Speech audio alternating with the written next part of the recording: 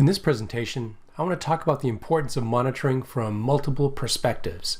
In this case, I'm looking at the corporate workforce compared to the remote workforce. Now here on the right side, I'm showing our corporate offices and how they are performing. And on the left side, we're looking at the remote workforce.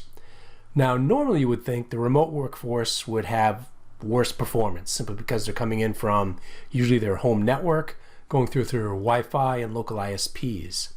In this case, we received many complaints from our New York corporate office, as that's where most of our employees are located, and in fact, working with the SharePoint SaaS application. So here we're looking at our dashboard and we can see corporate office New York is indeed showing poor performance. If we look at the remote workforce coming in from New York, much better. As I scroll down, it reinforces that information I just spoke about.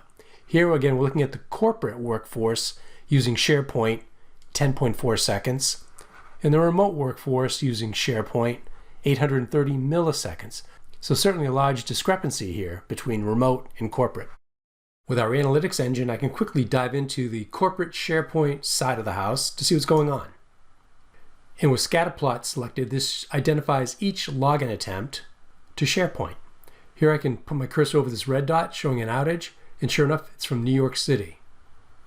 If I scroll down further, I can identify what is exactly going on. This is our network path view, and I can see how each of the paths is performing.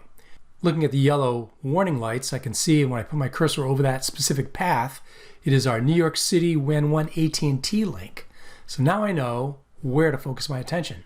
We can also gather more information. When I put my cursor over the beginning of it, we can see over 46% packet loss.